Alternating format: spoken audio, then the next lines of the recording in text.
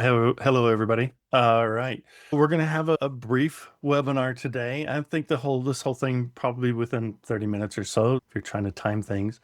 Why can't we trust any security tool? So we're going to cover a couple of different topics today. Security layers, security vendors. So going to try not to go into a rant here, but there's a reason why I asked, can I do a webinar on this? Here we are.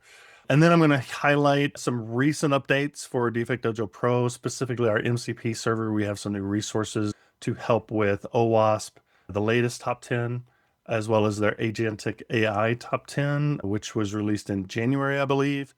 And then also the EU CRA ability to run a report and give you a gap analysis of where you may be with that. And then a special treat, the new DefectDojo PSIRT advisory engine. What? Yeah, we'll do a real quick, very teaser preview of what this is and what's coming in future months. So let's get started. All right. I may say some things here that might sound like I'm mansplaining some things, security-splaining things to a lot of people who are very familiar with security. I'm also anticipating that there may be some security vendors watching or listening to this because this might get a little of attention as I continue my rant. I've worked 20 years in internal IT, consulting, operations, software development. My entire career has been in internal IT, and a lot of it has also dealt with security, high security environments in a lot of different places. And I've even sold security products where we were selling a scanner in the past. And I've seen a lot of bake-offs. I've done my own bake-offs between different scanners and which ones are more accurate and which ones are faster and have all these criteria. The number one thing that I have learned is that no two scanners are alike. The majority of the time, you do not get the same results from two different scanners. You get a majority of the same thing, and then there's always this single-digit percentage fringe findings where this found some things that this one didn't, and those kind of things. So, yeah, if no two scanners produce the same results, and you always have some differences between those scanners can scan things in a lot of different ways, the way that they identify versions of files, whether they're actually looking at the internals of a file or a binary versus just looking at the stamp that says what version it is and things like that. There's a lot of different approaches to the way a scanner can try to identify if your stack has a vulnerability. So this shouldn't be new information, but for some, I think it maybe is. And then this is my quote, because I've even heard somebody say, no, this environment is secure. And that is your first red flag that you don't understand that no environment is 100% secure. In fact, this is why we do security in depth. No security layer is impenetrable. Every layer has a weakness. That's why we use layers. That's why layers. And this can be scanners. You can just have different scanners that are doing different things. And sometimes you want to have different scanners scanning the same security layer. We work with a customer that has a very high security environment, and they run 5 scanners on every single container, and then they compare and contrast those results because it is that important to make sure that they are getting comprehensive. And if one scanner can find something that the others don't, they need that information. And it also builds that confidence when, yes, 90% of, or 95 or 98% of the findings are showing up the same, then it also increases your confidence. Yeah, and this is the other principle, and this goes back to, this is a secure environment. You should always be assuming that you're already compromised. Security, the grind of security is you're constantly trying to prove you're not, right? You're trying to prove the thing that you have to assume that you are compromised, and you're constantly trying to prove, no, our network packets don't include anything else in these layers. Nothing else is encrypted that shouldn't be, and just all the little checks that you have to do and all the details. So again, it all just comes and boils down to, you cannot trust any single security layer. You cannot trust any security scanner or tool. You want to use layers, and you want to do as much cross-checking and layering as you can. Now that all sounds really good, but the reality is budgets, time, all the overhead, even adding a second scanner is, oh my gosh, now I got to go change all these pipelines or whatever it is, right? There's a lot of overhead to that. And if you're not using a tool like DefectDojo that does aggregate and make that easier, you're doing all of this by hand too. So it really is, it penalizes you from a work standpoint and an effort standpoint if you're having to do this. And if you're trying to use AI tools to do this, they're still trying to do the same things that DefectDojo does of normalizing that data, deduplicating that data, transforming that data. Sometimes no two scanners have the same format. We're going to get more into that as well. Now, there may be vendors out there going, oh, of course, Tracy, you're arguing that all the vendors should just be working together because that's what you guys do. You guys don't exist unless you're importing our data from our scanners. Yeah, you're right. We have this unofficial vision statement, if you will, that at DefectDojo that we help every environment improve security, right? Whether it's through the open source or whether it's through the paid pro version, any environment can benefit from additional vulnerability, universal vulnerability management, normalization, deduplication, all the things that we do. And yeah, you guys don't sell a scanner because these other vendors, they have a scanner and they're telling us it's the best scanner. I can tell you that I've really annoyed some salespeople in the past when I've had a situation where a salesperson said, oh, our scanner is the most trustworthy. You can trust our scanner.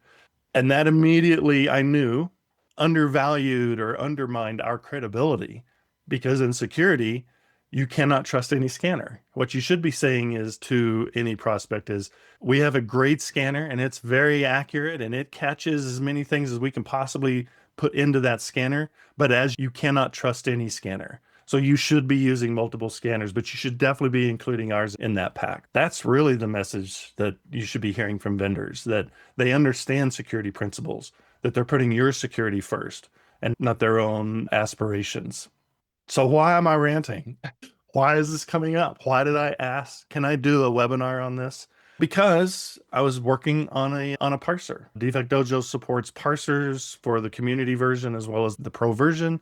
The parsers give us the ability to, in great detail, import data, normalize that data, transform that data in many cases. Sometimes we have to break fields apart so that you can use the data elements separately. Sometimes we need to combine data elements. Every single scanning tool produces different formats, different strings, all of that kind of thing. And so I was building a parser for one of those scanners. And I was having a real issue trying to get it to work. It would import, but then I was missing fields. And then I was trying to figure out why am I missing these fields? And then I was getting column errors that it couldn't parse the CSV. So I tried to open it in Excel and Excel couldn't open it. So then I'm thinking maybe there's something wrong with the file. Because if Excel can't open this, and maybe the Python CSV parser, which has been around for how many years? So it's got to be a problem with the file. Maybe the prospect who had provided the file when they edited or cleaned it up or whatever obfuscated details, maybe it was in the file. So they sent me another one and I had the exact same problem. So it wasn't me, it was the file. It was the way that the file was being prepared. And in typical CSV, usually this is it. This is the actual code that you need to parse those. It's been around forever. It's 3-4 lines. That was not the case with this one. This one had several deviations. I won't go into all of the technical details here, but the result to get it to work and to be able to parse it was over 150 lines of code to get this to work. And with null fields and when some of the delimiters aren't there versus when they are. And what I came to realize, because this was not part of the standard format, is this feels intentional. This felt like this company intentionally was saying, we support CSV output, but good luck if you try to use it. They support it, they export it, but if you tried to import it somewhere else or open it in a spreadsheet and you can't, why would you do that? I personally, and this is just my personal opinion, but I can't think of another reason why you would do it unless it was not intentional. I have heard by my own ears, a vendor say, we work with a lot of vendors. In fact, a lot of vendors even come to DefectDojo saying, our customers are saying they want to integrate so they can compare our results with other tools. And they get it. They're in security. Some of these vendors know that. We have some other vendors who do not. And when I heard this, the very first thing I thought was, you do not understand what you're talking about. That's not your data. That's your user's data. That's your user's security data. And they're trying to make that data better. They're trying to cross compare with other tools to know that they can have some confidence, because they're never going to trust you, but they at least have some confidence that they're getting some accuracy. DefectDojo is trying to improve security by giving companies that capability. When a vendor prioritizes things that don't serve you or your security, just things like standard vol IDs or participating in open standards, using standardized formats, not trying to tweak things to make it challenging. That's lock-in is something that a lot of vendors try to do and intend to do because, again, they want their logo in the middle, and you can't just pull this out because it pulls everything with it. The Oracle database approach, that's not healthy for you. That's not a good thing. So if you're only using one scanner, let me just say, try to add another one. Try to add another level of security, another layer of security, do some comparisons. There's a lot of open source scanners out there you can use. And if it becomes a little bit of an overhead, then sure, you've got open source DefectDojo. If you want us to help it, of course, there's the pro version. If the vendor you're working with treats integrations as a threat, or they seem to drag their feet, or they promise they're going to do it, but they don't, I think you should look for another vendor, straight up.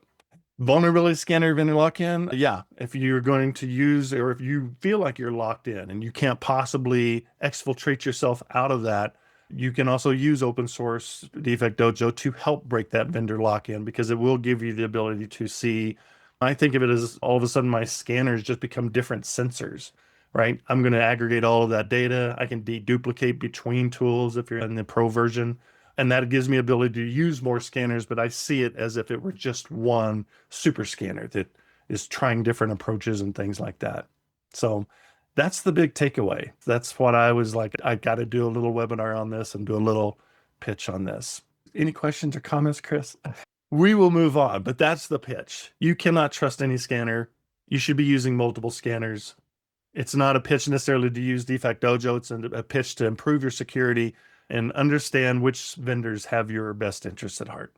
All right, let's talk about some new features. So this is in the Pro MCP servers. Again, MCP, if you're late to the game, is a way to abstract APIs for a AI LLM, a large language model. We did a webinar on this last fall talking about our MCP server. So MCP has things like resources. So it's a way to define something that you want the LLM to use. So say do a cross-reference, say like an OWASP top 10. So maybe I want to create a report based off of the OWASP top 10 that maybe does a mapping. This is part of the prompt that I'm giving it. Little tips and tricks. I don't really write my own prompts anymore. I use Claude a lot, but you can use any LLM. Ask the LLM to write your prompt. Tell the LLM what you need and some of the detail that you need, and then have it write an even more detailed prompt that can write this. This is not the entire prompt that I use to create an OWASP top 10 report from the recently released OWASP community, but this is the one that I use. And Claude is down at this very moment because, of course, I'm doing a demo. So this is the OWASP top 10 alignment report that it produced from that prompt. This is against a demo environment with really terrible data. And so it basically tells me my data is bad. It tells me I'm missing a lot of CWEs and out of active findings and all this, but it does give me a way to show like this coverage heat map of different OWASP categories and things that maybe I've got some gaps. I've got a lot of gaps with the CWE 0 because it's not very great demo data, but that's also what it told me. It immediately points me to, hey, if you had this, I could do an even better report for you. So an example of using the OWASP top 10 resource. Then I did another OWASP, an additional resource we've added is the Agentic AI applications top 10 that just was released, I believe, in January by OWASP. And again, this is a small portion, or this is kind of the main portion of the data collection steps. I also have prompts in there for what I want the report to look like. I add the DefectDojo logo, which now is recently supported, because you can just say and add this logo to it, but now you can. So here is a AI generated report. Each one of these reports took about 10 to 15 minutes because it's churning through a ton of data. In fact, a couple of them even required me to continue the conversation within it. So agentic AI applications, top 10, total findings, products, etc. Terrible demo data, but we'll fix that in the future. Readiness scorecard, a lot of things. So if you're starting, you've got teams that are starting to use these AI tools, this might give you an easy way to create a report to say, hey, where's our security at around agentic AI? And then the third is for our friends in the EU Cyber Resilience Act. So this will help you create a readiness report. Really interesting thing about when you're tracking vulnerabilities, remediation of vulnerabilities flows through usually the same software development lifecycle as your feature requests and your new enhancements. You got to have people who are writing code, building code, changing code, etc. So you actually get a lot of visibility of your SDLC just from what you're seeing from defect remediation. Goes through the same pathways, right? So this EU Cyber Resilience Act, fairly lengthy prompt there, and we can provide these in the future if you're really interested. And we may even add them to the DefectDojo MCP page because we do have some example prompts there. Nonetheless, let's take a look at the EU Cyber Resilience Act Compliance Readiness Assessment. I'm partially ready. And so you can see you got some finding age, some of the things that the CRA is looking for as far as priority actions, your KEV ransomware findings, the things that CRA is looking for. So it gives you a scorecard, all the requirements of it, which things you're compliant, non-compliant, things that were not accessed, things that are. And yeah, kind of gives you a way to map out, well, what do we need to do? What's our priorities so that you're ready to be compliant with the CRA? All right. And now with 9 minutes to spare, I think I can fit this in, something new. So this is a little sneak peek.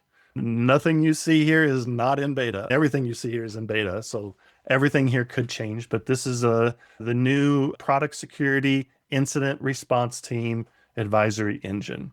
If you're not familiar with PSIRT, as it's known, PSIRT is essentially, it's all the advisories that you don't see necessarily from scanners, right? You're used to seeing CVEs or EUVDs from CISA and NIST, right? We're really familiar with those type of vulnerability advisories, right?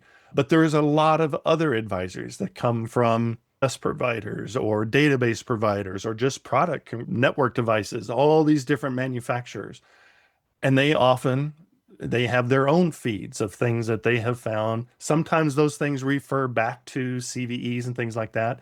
But for the most part, these may come in through RSS feeds. They also may come through, the websites that house this information can also be like they'll have a base kind of high level description of what the issue is, but then there's another page that has all of the details, right? So it can even be difficult to even bring that stuff in and then try to figure out what's in your environment that's affected. And then how do I communicate to the people who need to fix that thing, right? I need a scanner that can do all of these things without scanning the actual artifacts. I need a way to identify what a group in my company may have, maybe using on their Windows machines or whatnot, and be able to identify advisories that might apply to them, even if I can't run a scan on their local environment. And that is really the challenge that we're trying to solve with the PSIRT advisory engine. We want to be able to ingest from lots of different sources, like all these RSS feeds, match both against things that I know I have, so possibly against an SBOM. The majority of the time, I'm not going to have an SBOM for a lot of the things that I'm trying to secure and make sure that we're not vulnerable against. So it needs to work both with SBOMs or environments where I don't have an SBOM and I just need to represent these kind of assets and then prioritize them so I can figure out how to group them, publish them to the right places, and then track the SLAs on are we remediating these things or making sure that we're not going to be impacted by them. So that's quite a bit. And that's what we're building. These are the current feed sources that we have. I do expect we're going to add a number to this. A lot of, again, these, like you see down here, RSS enhancers. So again, where you have a single page that has like a summary, and then you got to click on each one to get to the details. So that's what these enhancers do, is they go grab that extra data. in detail. And then the feed matching rules and matching those to the asset matching rules, regardless if that asset has an SBOM or not, so that I can say, I think I need to let some people know about this thing, and then be able to send it to them and export it into DefectDojo Pro. So then you can track the remediation of it, just like you're tracking remediation for anything else like a normal scanner might provide. So what does that look like? Again, this is all going to be a little bit beta, but you're seeing a real live, I'm running this locally. You can see we've got all these feed sources. I can go to these feed sources and see detail if I need to, but really the feed sources come in, we do the asset matching, so I can have ways of matching keywords, regex, that I can impact that asset by adding points or starring it. Feed filters do the same thing on the feed side. I want to be able to star things. I want to be able to raise the points or tag things, elevate the visibility because I've got thousands of these things. I need to sift out all that noise, right? Once we have those feeds coming in, so like you can see here, we've got lots of different feeds that come in from various sources. Once I have those feeds in, I can begin to sort. I can begin to see how many matches I have for various products. I can confirm false positive those matches so that maybe I can also ignore those things. And then I can add these things to a case.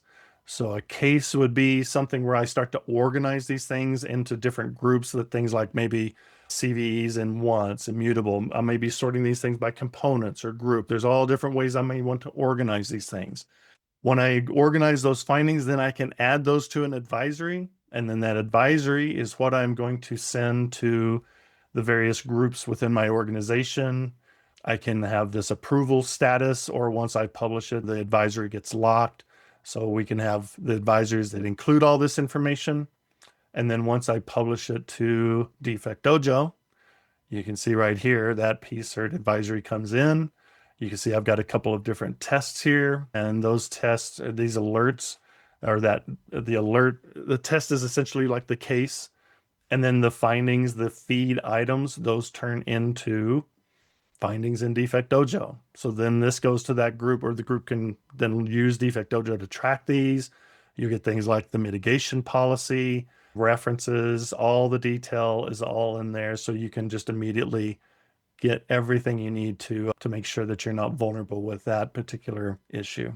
So that's what's coming with PSIRT. And that's a really quick, fast beta demo. Questions, comments, concerns?